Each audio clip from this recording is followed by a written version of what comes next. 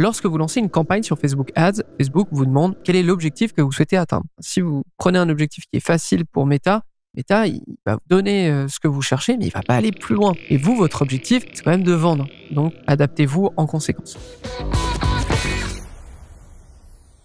Bonjour à tous et bienvenue sur No Pay No Play, le podcast dédié à la publicité sur Facebook Ads, le podcast qui vous aide à bien démarrer votre expérience sur la plateforme de Meta. Il vous est proposé par l'agence J7 Media ainsi que la J7 Academy. Mon nom est Antoine Dalmas et aujourd'hui, on est ensemble pour, je pense, une bonne quinzaine de minutes pour parler des 6 conseils que je donnerai à toute personne qui démarre sur Facebook Ads et qui souhaiterait ne pas faire trop d'erreurs ou du moins arriver rapidement à de bons résultats. Donc, on va commencer tout de suite avec le premier conseil, à savoir, vous vous adressez à des gens qui ne vous connaissent pas, mais surtout qui ne vous cherchent pas. Alors, c'est vrai que on a souvent tendance à mettre, par exemple, Google Ads et Facebook Ads dans le même panier. Or, il y a quelque chose qui les différencie énormément et qu'il faut vraiment prendre en compte lorsqu'on se lance sur Facebook Ads, c'est à savoir l'intention d'achat ou l'intention tout court. Lorsqu'on est sur Google et qu'on fait une recherche, on a une intention. Généralement, ça va être de régler tel problème ou de trouver telle solution. Lorsqu'on est sur Facebook ou lorsqu'on est sur Instagram, c'est tout le contraire. On est plutôt là pour passer un bon moment, pour se divertir. Ok ? Donc, il faut vraiment prendre ça en compte lorsque vous faites de la publicité ou lorsque vous allez vous apprêter à faire de la publicité sur Facebook ou Instagram. À quel point ça a une conséquence ? Eh bien, imaginons que je suis un SaaS, c'est-à-dire un service, un software as a service. Donc, imaginons je suis Canva, je suis HubSpot, etc., etc. Et je veux faire de la publicité sur Facebook. La plupart des gens ne me cherchent pas là tout de suite. Donc, c'est certain qu'avoir une publicité qui vous propose un SaaS avec plein de fonctionnalités d'un coup et qui vous tombe dans les mains, vous risquez de ne pas être intéressé ou d'être submergé et de passer à côté. Pour vous, marketeurs, qu'est-ce que ça veut dire ? Ça veut dire que ce qui pourrait être plus intéressant, c'est de se mélanger au contenu qui existe déjà sur la plateforme. Si on regarde Instagram et notamment Facebook, on va observer qu'il y a beaucoup de vidéos. C'est pour cette raison que très souvent, dans des podcasts comme le mien, comme celui-ci, on va parler justement de l'importance d'avoir des vidéos qui présentent de la vidéo face caméra, etc. pour paraître un peu plus organique, pour paraître un peu plus authentique. Là, l'idée, ça va être de s'adapter. Je ne peux pas parler à quelqu'un qui ne me cherche pas et qui potentiellement ne me connaît pas en présentant tout de suite « Hey, je suis HubSpot, hey, je suis Canva, hey. » Non. L'idée, ça va plutôt être de partir d'un feature, d'un outil, de quelque chose que peut régler ou peut amener votre service et le pousser tel quel. C'est-à-dire, hey, si vous cherchez à faire telle chose sur votre contenu ou hey, si vous cherchez à générer tant avec votre adresse mail, etc., ou votre base mail, eh bien, dans ce cas-là, regardez ça, voici notre produit, voici comment il peut répondre à cette problématique précise et ensuite, cliquez pour en savoir plus. Voilà. Déjà, on a quelque chose d'un petit peu plus pertinent et d'un petit peu plus efficace sur quelqu'un qui va tomber sur votre publicité alors qu'il était en train de scroller entre 2 vidéos de chat qui s'amusent. Voilà. Je caricature un petit peu, mais c'est l'idée. Aussi, forcément, il va falloir que vous adaptiez votre tunnel de vente en fonction. Pour le coup, des e-commerce qui vendent des t-shirts ou des produits très simples, je dirais, quand je dis simple, c'est des produits, on comprend tout de suite à quoi ça sert et on n'a pas besoin de se le faire vendre, entre guillemets. Pour cette typologie d'annonceurs, c'est sûr que ça va être un petit peu moins complexe. Par contre, pour ceux qui vendent de l'infopreneuriat, pour ceux qui vendent des SaaS, pour ceux qui vendent de l'assurance, etc., c'est sûr que ça va être un petit peu plus complexe et qu'il va falloir peut-être prendre un petit peu plus de temps pour éduquer votre client avant de le mettre tout de suite sur un bon d'achat ou un formulaire d'achat. Donc, je pense notamment aux infopreneurs. Il y a des tunnels de vente qui sont excessivement bien et qui ont été prouvés, du moins leurs résultats ont été prouvés à maintes reprises. Je pense notamment à des webinaires, je pense notamment à des challenges, je pense notamment à des démonstrations, etc. Pour un infopreneur, c'est sûr que vendre dans un premier temps un coaching à 1 500 €, bien que vous puissiez le vendre, c'est juste que le vendre à quelqu'un qui ne vous connaît pas et qui ne vous cherche pas, ça paraît juste complètement délirant. Et ça l'est, je trouve. Donc, c'est pour cette raison que lorsque vous êtes sur Facebook Ads, puisque vous avez quelqu'un qui n'a pas d'intention en soi de régler ou de régler un problème ou de trouver une solution, il est intéressant d'adapter votre tunnel de vente, donc d'avoir quelque chose qui va répondre à un besoin immédiat. Ok ? C'est-à-dire que je me balade sur Facebook, mais personnellement, j'ai un problème avec, je sais pas, la chute des cheveux. Si je tombe sur un webinaire sur comment gérer la chute de mes cheveux, quelles sont les solutions un peu, je sais pas, naturelles, ça va m'intéresser plus qu'un coaching pour la chute des cheveux parce que c'est quand même hyper cher. Je répète, on part du principe que c'est à 1 500 €, donc les gens seront peut-être pas tout de suite OK pour se lancer là-dedans. OK? Donc ça, c'était vraiment le premier conseil. Partez du principe qu'on ne vous cherche pas, partez du principe qu'on ne vous connaît pas et donc faites avec. Voilà, je sais pas comment terminer cette section. Hem, 2e conseil, et celui-là, il va être très intéressant et très important. L'objectif que vous utilisez sur Facebook Ads qualifie l'audience que vous obtenez. Alors, je vais vous la répéter en plus, peut-être pas plus simple, mais aussi peut-être pas plus technique, mais en gros, en plus dans l'exécution. Lorsque vous lancez une campagne sur Facebook Ads, Facebook vous demande, Meta plutôt, vous demande quel est l'objectif que vous souhaitez atteindre. Est-ce que vous souhaitez faire des ventes? Est-ce que vous souhaitez faire générer des leads? Est-ce que vous souhaitez générer du trafic sur votre site? Etc. etc. Nécessairement, et je l'ai expliqué à plusieurs reprises dans ce podcast et dans notre autre podcast qui s'appelle Social Scaling, je l'ai expliqué à plusieurs reprises, mais lorsque vous souhaitez toucher une audience que ce soit des professionnels, enfin pas des professionnels, mais des gens qui sont amateurs de photographie, des gens qui sont amateurs de basketball, etc., bah, il faut comprendre que lorsque vous allez choisir un objectif de campagne, Meta nécessairement va pas montrer votre publicité à l'entièreté de cette audience. En priorité, il va la montrer aux gens qui sont susceptibles de répondre à votre objectif. Et là vient le truc assez important, et peut-être que pour certains c'est une évidence, alors que je peux vous assurer que ça l'est pas toujours. Mais si vous êtes un e-commerce, avoir une campagne en add to cart, donc en ajout au panier, bah, ça va un peu à l'encontre de votre business. C'est-à-dire que votre business, là, dans l'immédiat, c'est de vendre. Donc pourquoi vous essayez de faire des ajouts au panier? L'idée pour vous, c'est de générer des achats. OK? À l'inverse, des objectifs comme le trafic, le clic sur lien ou la vue de vidéo, c'est quelque chose qu'on va très, très, très, très peu utiliser, ou dans des contextes très particuliers. OK? Et pourquoi je vous dis que l'objectif que vous utilisez qualifie l'audience que vous obtenez? Parce qu'on a déjà fait des tests, littéralement, où on avait par exemple un lead magnet. Donc un lead magnet, pour ceux qui ne connaissent pas, c'est un tunnel de vente dans lequel on offre un contenu gratuit contre une adresse mail. Ça vaut le coup pour un e-commerce, pour un infopreneur, pour du lead gen, etc. Et en fait, on avait noté à plusieurs reprises que pour des e-commerce, lorsqu'on avait un bon lead magnet qui avait une bonne offre à la fin et qu'on optimisait en lead, parce que l'objectif était de générer des leads, on observait qu'il y avait des ventes attribuées directement. Okay, et lorsqu'on a dupliqué ces campagnes pour la passer non pas en lead mais en achat, on a remarqué que les achats ont explosé. Et bien sûr, à l'inverse, que le coût par lead lui aussi a augmenté, mais parce que Meta nous donnait des gens qui étaient plus susceptibles de faire un achat à la fin de ce tunnel de vente. Donc vraiment, comprenez que si vous demandez des objectifs, si vous prenez un objectif qui est facile pour Meta, il va vous donner ce que vous cherchez, mais il ne va pas aller plus loin. Okay, et vous, votre objectif, si vous écoutez ce podcast, je le suppose, c'est quand même de vendre. Donc, adaptez-vous en conséquence. Troisième conseil, les publicités qui génèrent des réactions, à savoir réactions, j'entends un like, un partage, un commentaire, enregistrer la publicité, ce genre de réactions ont plus de chances d'obtenir de la distribution pour moins cher. Alors, il faut savoir que les enchères sur Facebook Ads, et j'en ai parlé déjà sur No Pay No Play, donc vous avez juste à chercher dans les 10 derniers épisodes maximum à ce sujet. J'en ai fait tout un épisode sur le système d'enchères. Il faut savoir que le système d'enchères de Meta pour Facebook Ads est composé de plusieurs éléments. Et un des éléments, c'est notamment l'engagement sur vos publicités. Comprenez un peu la chose suivante et prenez un peu de recul sur la situation. Meta est une plateforme de contenu, en fait, littéralement, de divertissement, et autorise, entre guillemets, des publicités à apparaître. L'idée, c'est que si jamais ces publicités offrent une mauvaise expérience à ses utilisateurs, alors que ce soit avec du contenu mensonger, du contenu de spam, etc., ou qui pousse à faire telle action, à tromper les utilisateurs, forcément, les utilisateurs ne vont pas aimer cette expérience. S'ils n'aiment pas cette expérience, ils sont susceptibles de quitter les plateformes de Meta et de ne pas revenir. Donc Meta a évidemment très peu d'intérêt à pousser ce genre de publicité. C'est pour cette raison que, par rapport à l'époque où j'avais commencé à faire de la publicité sur Facebook Ads, où c'était un peu le Far West, on va se le dire, là, c'est devenu très, très, très, très, très droit, très propre. Okay, si bien même que de simples publicités qui n'ont pas de problème peuvent être du jour au lendemain empêchées de rouler par Meta pour une raison X ou Y, ce qui peut évidemment mener à des situations un peu cocasses. Je reviens à mon point. Le point est le suivant, c'est que si vous avez une publicité qui génère de l'interaction, génère des commentaires, génère des likes, génère de l'enregistrement, okay, bah forcément, ça envoie un message à Meta. Ça envoie le message que, ok, cette publicité, les gens ont une bonne expérience avec, Donc, ça participe à une bonne expérience de notre plateforme, globalement.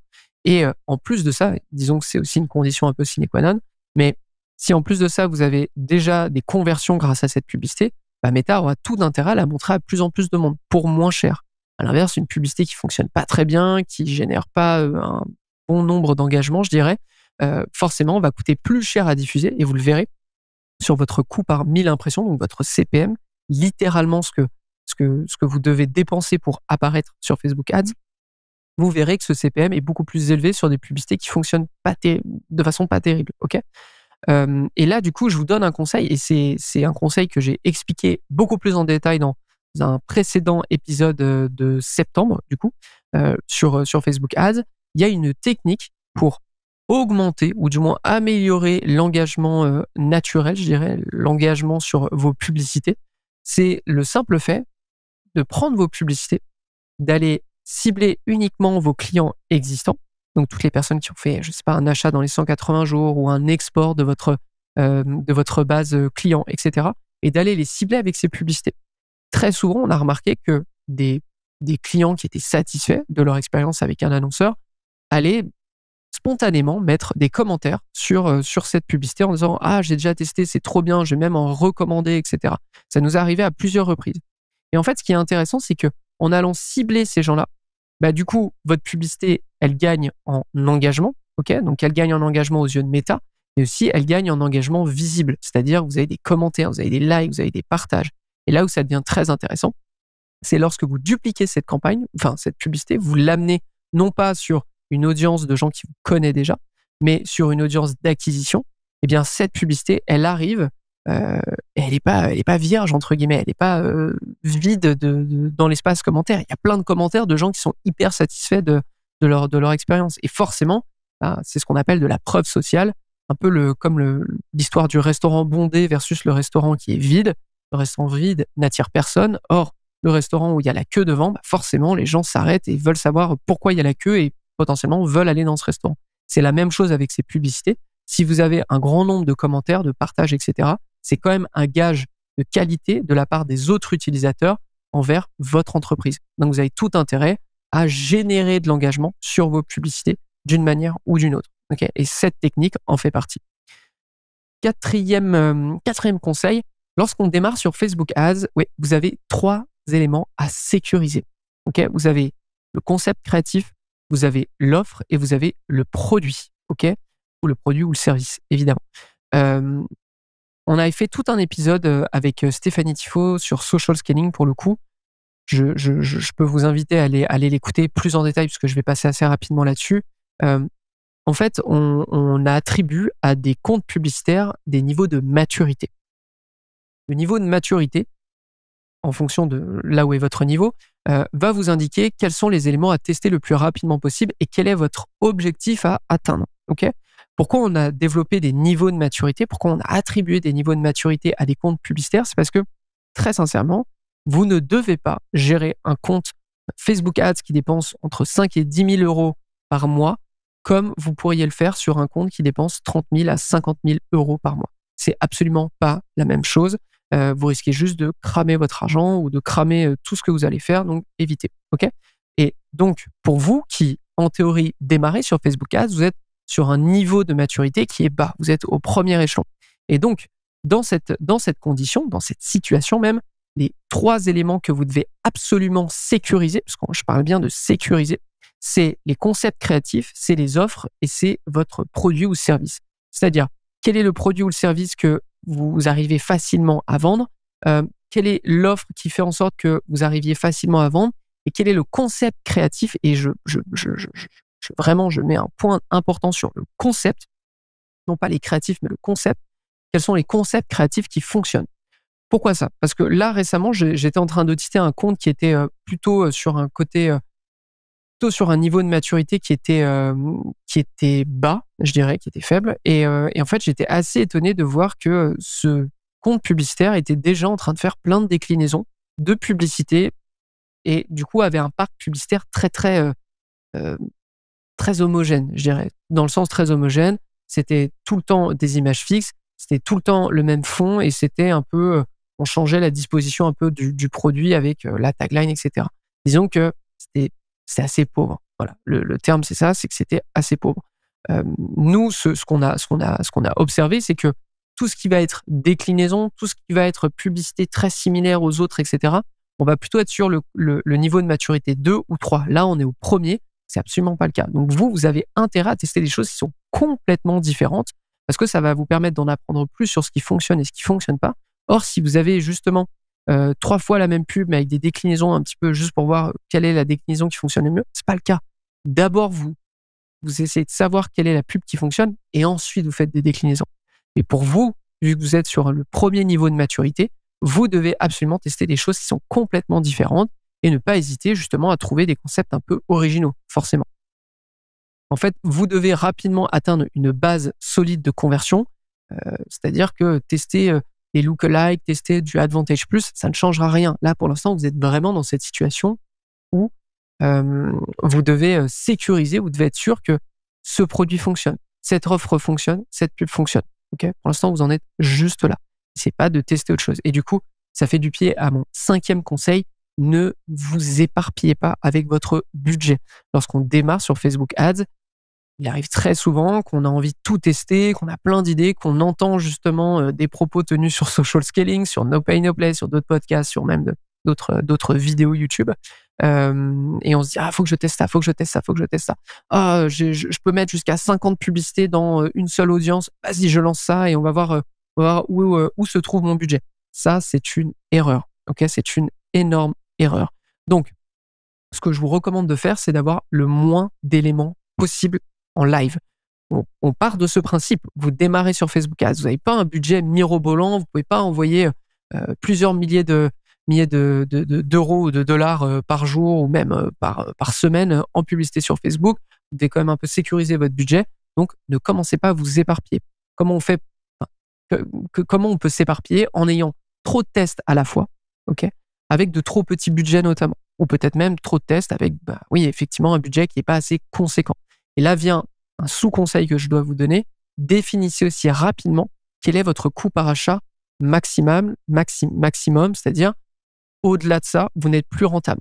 Si vous dépensez au-dessus pour avoir une conversion, un achat, un lead, etc., vous n'êtes plus rentable. Donc, prenez le temps de faire ce calcul en fonction de vos marges, en fonction de vos coûts, en fonction de tout ce qui peut avoir un impact financier sur votre entreprise. Ok ? Donc, ça, c'est important. Dès que vous avez un CPA, donc un coût par achat ou un coût par acquisition qui est défini, derrière, mettez en place des budgets qui sont conséquents, qui sont honnêtes, c'est-à-dire vraiment, littéralement, ce matin, j'étais en train d'auditer un compte où les coûts par achat de ce qu'il testait étaient aux alentours de... ça a changé énormément, mais ça pouvait être $140, $299, etc., etc. Et lorsque je regardais les budgets qui étaient attribués à ces mêmes éléments par jour, on était aux alentours de $10-20. Sauf que le problème, c'est qu'il en avait, 40. Il avait 40 audiences qui roulaient comme ça. Là, pour moi, c'est une erreur. C'est une erreur parce que le budget est trop faible, il y a trop d'éléments à tester. Cette personne ferait mieux, du coup, d'avoir moins d'éléments à tester, de mettre des budgets plus importants pour ensuite que Meta ait plus de marge pour trouver rapidement ou pas des résultats. Et s'il n'en trouve pas, vous derrière, comme vous suivez vos résultats, comme vous suivez les dépenses, vous voyez que, je sais pas, au bout de 2 jours de diffusion avec un budget quand même assez conséquent, il se passe rien, je coupe. Ok ? Et comme ça, je suis pas en train de disperser mon budget alors que on observe que le prix que je paye en ce moment est 100%, enfin 100 fois plus important que la mise que je mets par jour. Vous comprenez un peu l'idée. Donc vraiment, faites attention à ça. Ne vous éparpillez pas. Définissez un CPA cible. Tenez ce CPA comme votre étoile en fait. Et n'oubliez pas que si vous faites trop de tests, ça va mettre beaucoup plus de temps à avoir des réponses et vous risquez juste de faire plonger vos résultats. On arrive au tout dernier conseil qui potentiellement vous avez dû l'entendre aussi, mais je voudrais ajouter une sous-couche à celui-ci. Mettez en place tout de suite le meilleur système de tracking possible. On en a évidemment parlé sur Social Scaling Plus, mais qu'est-ce que c'est le meilleur système de tracking ? À l'heure actuelle, pour Meta, c'est l'API de conversion. Après, la façon dont vous l'intégrez, peu m'importe, c'est vraiment mettez en place l'API de conversion et essayez d'aller chercher les notes pour vos événements. Donc, événements, j'entends achat, lead, etc., vos événements de conversion, faites en sorte que les événements ont les meilleures notes possibles. Vous avez une notation qui va de 0 à 10. L'idée, c'est quand même d'obtenir les notes les plus élevées. Pourquoi ça? Pourquoi ça? Parce qu'on vous parle souvent de l'attribution, etc. Moi, je vais vous expliquer surtout pourquoi c'est important d'avoir un bon système de tracking et donc une bonne attribution derrière. Imaginons que vous lancez votre campagne, sauf que vous avez un système de tracking qui est faible, du style que le pixel, par exemple, que le pixel Facebook. Eh bien, ce qui va se passer, c'est que potentiellement, votre campagne va réussir à générer des ventes, mais elle va s'en attribuer beaucoup moins. Imaginons, elle a généré 100 ventes, sauf que à cause du pixel seulement et pas de l'API de conversion, parce qu'il n'est pas sur votre compte, vous risquez de juste vous attribuer ou de montrer à Facebook, j'ai généré que 70 conversions. Or, vous savez que ça en générait beaucoup plus. Le problème, c'est que lui, Meta, ne le sait pas. Et nécessairement, ce qui va se passer, c'est que ça va vous coûter plus cher par rapport à ce que ça vous aurait coûté si vous aviez eu l'API de conversion, donc un meilleur tracking.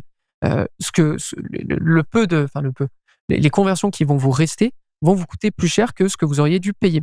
Et le problème est là, c'est que moins vous donnez de marge à Meta, moins vous donnez de volume, plus il va vous faire payer cher parce qu'il va se rendre compte qu'il n'est pas capable d'atteindre le volume que vous souhaitez, donc il va vous faire payer plus cher. Si vous fait payer plus cher, vous avez moins de conversions. Si vous avez moins de conversions, vous payez plus cher. Et c'est un peu le système qui se met en place derrière.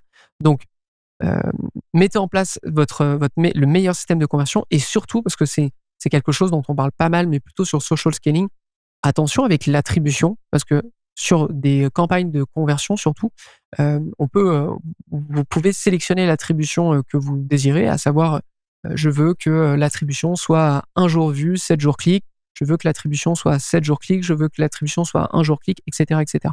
Pour le moment, parce que vous êtes en démarrage, vous ne touchez pas à ça. Vous laissez une attribution qui est large, 7 jours clic, 1 jour vu, point barre. Vous commencez pas à jouer avec ça, c'est beaucoup trop technique. C'est plutôt des paramétrages avec lesquels on va jouer sur des très gros comptes et surtout sur des comptes qui ont plusieurs canaux d'acquisition, à savoir du Google Ads, de l'emailing, etc., etc., et qui dépensent quand même beaucoup, beaucoup, beaucoup plus sur Facebook Ads à la journée. Ok. Donc, on a vu pas mal de conseils. Je vous les répète. Adressez-vous retenez que vous vous adressez plutôt à des gens qui ne vous connaissent pas et qui ne vous cherchent pas. L'objectif que vous utilisez sur Facebook Ads qualifie l'audience que vous obtenez. Les publicités qui génèrent des réactions ont plus de chances d'obtenir de la distribution pour moins cher et c'est quand même plus intéressant. Lorsque vous démarrez sur Facebook Ads, vous avez 3 éléments à sécuriser: concept créatif, offre et produit. Ensuite, ne vous éparpillez pas trop avec votre budget, vous risquez de payer cher. Et dernier point, mettez en place le meilleur système de tracking possible à l'heure actuelle, l'API de conversion, et ne jouez pas avec les attributions. Voilà, c'est tout pour cet épisode. J'espère que ça vous a plu. J'en profite aussi pour ceux qui ont envie de passer à l'étape supérieure avec Facebook Ads, de devenir meilleur, de faire beaucoup moins d'erreurs. Je peux vous parler un petit peu rapidement de la J7 Academy. La J7 Academy, c'est notre écosystème qui nous permet de former n'importe quel media buyer, que vous soyez débutant, intermédiaire ou expert ou moins avancé, et de vous faire passer un nouveau step. C'est littéralement la plateforme avec laquelle on forme tous les nouveaux media buyers chez nous, qu'on embauche en fait. Et ça vous donne accès à un espace Slack, donc à toute la team de J7 Media, à savoir des experts emailing, des experts Facebook Ads évidemment, des experts de création publicitaire, des experts Google Ads, etc. Ça vous donne accès à plusieurs workshops par mois, 2 workshops où on est en live ensemble. Et pour terminer, ça vous donne accès à une plateforme avec plus d'une centaine d'heures de cours et des nouveaux cours chaque mois. Là, l'un des derniers cours qu'on a donné, c'est comment créer un tripwire. Un autre cours qu'on venait de donner, c'est comment analyser son tunnel de vente grâce à 4 outils, etc., etc. Donc, plein de contenus plutôt intéressants. Voilà, c'est tout pour cet épisode. J'espère que ça vous a plu. N'hésitez pas à me le faire savoir dans les commentaires de cette vidéo ou de ce podcast. Pour ceux que ça intéresse, la J7 Academy, j7academy.com ou dans les notes de l'émission. Et moi, je vous donne rendez-vous au prochain épisode de No Pay, No Play. À très vite tout le monde.